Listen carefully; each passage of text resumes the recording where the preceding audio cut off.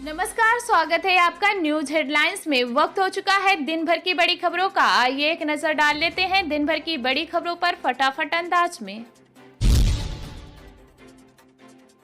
BJP को लगा एक और बड़ा झटका, भाजपा में छिड़ी जबरदस्त बगावत। एक वोट से जाएगी हिमंता बिस्वा शर्मा की कुर्सी, एक और राज्य से भाजपा धोएगी हाथ। असम के अंदर भारतीय जनता पार्टी के दिन लग चुके हैं। असम के अंदर अब एक सेक्युलर भाईचारे वाली सरकार बन सकती है। दरअसल पूर्वोत्तर के योगी कहलाने वाले मुसलमानों के धुर विरोधी और कट्टर हिंदू नेता हिमंता बिस्वा शर्मा की बीजेपी सरकार खतरे में आ गई है। असम के अंदर बीजेपी की एक वोट से सरकार कभी भी गिर सकती है। आपको बता दें कि असम के अंदर कुल 126 सीटें हैं और बहुमत के लिए 64 विधायक चाहिए और बीजेपी के पास मात्र 63 विधायकों का ही समर्थन है। बीजेपी के सहयोगी दल असम गण परिषद, यूपी पीसीएल और बोडोलैंड पीपल्स फ्रंट ने समर्थन वापसी का ऐलान कर दिया है। कांग्रेस पार्टी विपक्ष के अंदर 27 विधायकों के साथ सबसे बड़ी और सबसे मजबूत पार्टी है, लेकिन all India United democratic front के नेता बदरुद्दीन अजमल के ऊपर सभी दल सहमत हुए हैं और आज कांग्रेस पार्टी के गठबंधन से बदरुद्दीन अजमल सरकार बनाने का दावा पेश करेंगे और यह पहला मौका होगा जब देश के अंदर कोई भी मुस्लिम नेता स्वतंत्र रूप से बहुमत के साथ मुख्यमंत्री बनने का दावा पेश कर सकता है। वहीं अजमल के हाथों में असम की कमान आते ही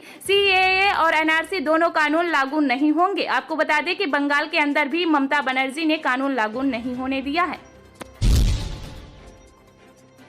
राष्ट्रपति रामनाथ कोविंद का कार्यकाल 24 जुलाई को खत्म हो रहा है। अब बीजेपी में राष्ट्रपति पद के लिए एनडीए के उम्मीदवार के नाम पर भी अटकलों का बाजार गर्म हो चुका है। सूत्रों के मुताबिक राष्ट्रपति पद का उम्मीदवार 2024 के चुनावी गणित को ध्यान में रखते हुए तय किया जाएगा। अंदरूनी सूत्रों के मुताबिक सरकार और बीजेपी के शीर्ष नेतृत्व के बीच उम्मीदवार के नाम को लेकर चर्चा शुरू हो चुकी है। साथ ही बीजेपी ने अपने उम्मीदवार की जीत के लिए राजनीतिक बिसात बिछानी भी शुरू कर दी है।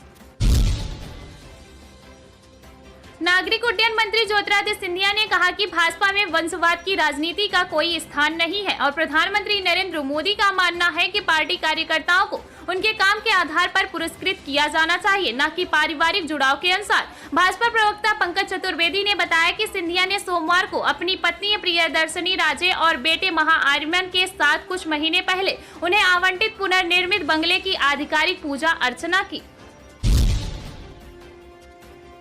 कांग्रेस के पूर्व अध्यक्ष राहुल गांधी ने इस साल के आखिर में होने वाले गुजरात विधानसभा चुनाव में कांग्रेस की जीत की उम्मीद जताते हुए मंगलवार को कहा कि उनकी पार्टी की सरकार बनने के बाद नया गुजरात बनाना है, जहां आदिवासियों समेत सभी वर्गों का सम्मान होगा और लोगों को स्वास्थ्य, शिक्षा, रोजगार के अवसर मिलेंगे। उन्होंने यहां आदिवासी सत्याग्रह रैली में यह आरोप भी लगाया कि प्रधानमंत्री नरेंद्र मोदी ने 2 हिंदुस्तान बना दिए हैं, एक अमीरों के लिए, दूसरा आम जनता के लिए। चंपावत उपचुनाव में प्रचार के लिए कांग्रेस की राष्ट्रीय महासचिव प्रियंका गांधी वाड्रा और पूर्व राष्ट्रीय अध्यक्ष राहुल गांधी भी आ सकते हैं। कांग्रेस की ओर से सोमवार को जारी की गई 30 स्टार प्रचारकों की सूची में दोनों नेताओं के नाम हैं। आपको बता दें कि प्रदेश कांग्रेस के महामंत्री संगठन विजय सारस्वत ने बताया कि पार्टी के स्टार प्रचारकों में पार्टी के पूर्व राष्ट्रीय अध्यक्ष राहुल गांधी, राष्ट्रीय महासचिव प्रियंका गांधी वाड्रा, राष्ट्रीय महासचिव केसी वेणुगोपाल, राष्ट्रीय महासचिव मुकुल वासनिक, राष्ट्रीय महासचिव रणदीप सिंह सुरजेवाला भी चुनाव प्रचार के लिए आएंगे। पीएम नरेंद्र मोदी 16 मई को लुम्बिनी नेपाल के दौरे पर जाने वाले हैं। नेपाली मीडिया रिपोर्ट्स के मुताबिक इसी दिन नेपाल के पीएम शेर बहादुर लुम्बिनी भी चीन द्वारा बनाए गए इंटरनेशनल एयरपोर्ट का उद्घाटन करने वाले हैं। रिपोर्ट बताती है कि पीएम नरेंद्र मोदी लुम्बिनी के इस एयरपोर्ट पर न उतरकर भारत के कुशीनगर में नए बने एयरपोर्ट पर उतरेंगे और उसके बाद हेलीकॉप्टर से लुम्बिनी में बनाए गए स्पेशल हेलीपैड पर उतरेंगे। यहाँ मोदी और देउबा लुम्बिनी क्षेत्र में भारतीय सहायता से बनने वाले बिहार की आधारशिला रखेंगे। कांग्रेस के पूर्व अध्यक्ष राहुल गांधी ने देश में बढ़ती महंगाई और डॉलर के मुकाबले रुपए के गिरते स्तर को लेकर केंद्र की मोदी सरकार पर निशाना साधा है। राहुल गांधी ने अपने फेसबुक अकाउंट पर एक पोस्ट शेयर कर लिखा कि भारतीय रुपया अपने अब तक के सबसे निचले स्तर पर गिरकर 77.47 प्रति डॉलर पर पहुंच गया है। राहुल गांधी ने महंगाई को लेकर प्रधानमंत्री नरेंद्र मोदी पर तंज कसते हुए लिखा कि पीएम मोदी ने पेट्रोल डीजल के दामों को 100 रुपए और एलपीजी के दाम 1000 से अधिक बढ़ाने के अपने लक्ष्य को पूरा कर लिया है।